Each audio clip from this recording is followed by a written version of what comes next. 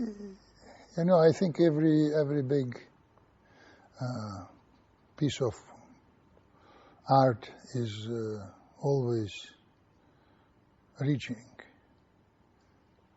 big audience across the borders. It's not important. It's not very easy to cross, just because certain things definitely lost. But it's good enough. It's not a novel. It's a tragedy for theater. It's dramatic writing. And dramatic writing has its own laws of transferring ideas and emotions. So it's not more difficult than to make Dante International or Plato or Eschyl, for that matter, or Shakespeare. There is no other difficulties, because it's not the story that counts, but emotions. What emotions the audience feel. I think the words are not so important as you think. I mean, of course, the story and maybe following the story is important, but I can enjoy, and I think audience can enjoy opera without understanding what is exactly they're singing. The story should be understood through what you see. Of course, it's not 100%, but if the audience understands half of it, I will be already satisfied. So that may be the reason why we decided to omit Polish act, because it's also very beautiful music, but it's kind of entertainment and takes away the attention from the main thrust, the main idea of our concept, that I think was an initial concept of Pushkin, an initial concept of Mussorgsky to make a story about the power and the people. So it's always contradiction, it's always conflict, and every country has this kind of relationship between power and people. In Russia, it's more violent still now, and violent just because there is a gap between people and power, and power or the state is always transcendent for people. It's like certain countries, maybe many African countries, the same thing. So explaining design, it's not a very fruitful way to express myself. I don't like to explain what is that about, just because I think it should be seen and felt, and I don't like to prepare audience for certain things, or for certain ideas. I always think that audience is right, whatever they understood. Even they completely misinterpreted it, I think they were right. That means that's how they understood it, because any piece of art, dramatic art, has features of music.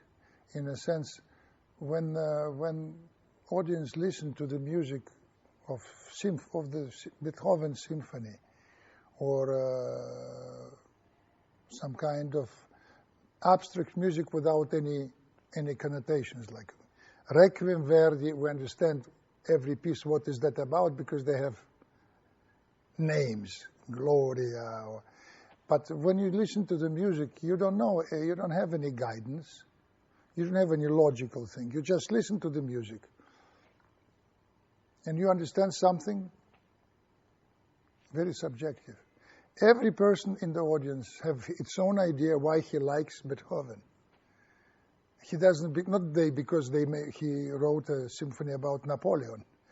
No, just music. So it's very subjective. And I prefer that my audience also consider this piece as subjective as music.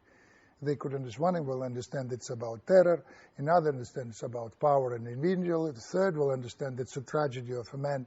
And basically it matters, but not so much. What really matters is you're not bored, or you're not pushed into the heavy thinking. What is that? Interesting. I think it's very wrong way to interpret art or music, because I think it's a lot, it becomes a masturbation, intellectual masturbation. I don't want the audience to think at all.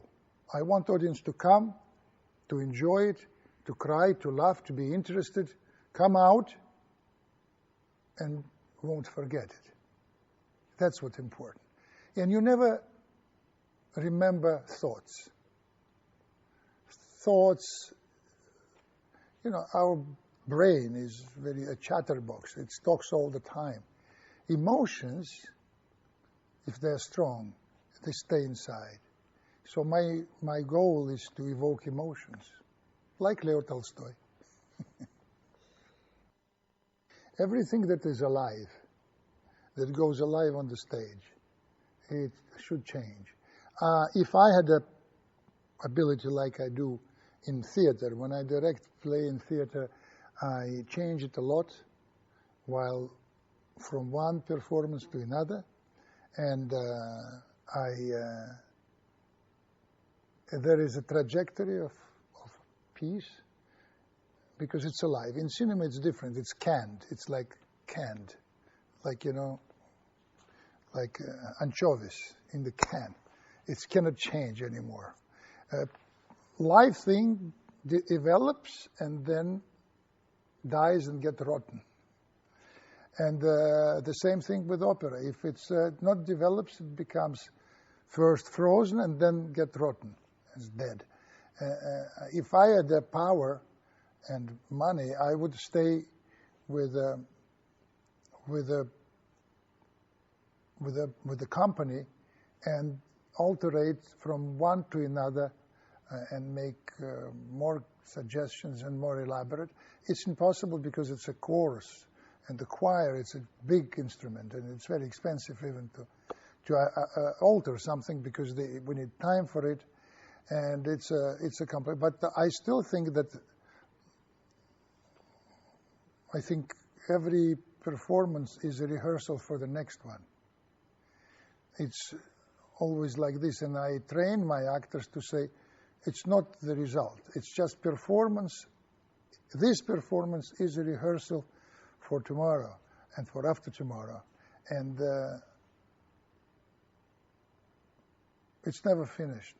It's like playing tennis in Wimbledon. You lose, and then you have to work better to win.